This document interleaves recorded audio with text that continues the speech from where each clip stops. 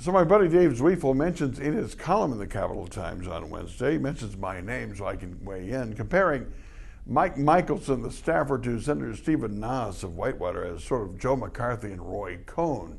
He doesn't mention Roy Cohn, but he compared him to McCarthy, and Roy Cohn was McCarthy's lawyer.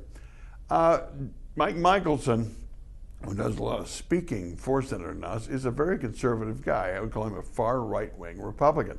I have him on my show quite a bit because he's very smart, he's very right-wing. He knows I disagree with him on LGBT bathrooms and why black men are stopped more than white men by cops. All those things we disagree, but you know what?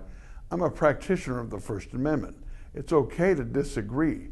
We've got to the point now where people on the left say that there are some good Republicans. Well, they mean the good Republicans are the ones who are more liberal or more to the center or agree with them more. People disagree and have the right to disagree. That's what we have in this country. Let the chips fall where they may. Barry Goldwater and Hubert Humphrey would fight all day on the floor of the Senate and then play cards at night. They'd go have a beer. It was not personal. It was deeply philosophical, but not personal. Now we have a situation where progressive Democrats and conservative Republicans hate each other. They call each other names. They don't talk. They don't laugh. There is hatred. In fact, Mike Michelson said that himself to me, although I have him on my show with people on his left, like Matt Rothschild, who is an openly democratic socialist, and they get along fine. They respect each other.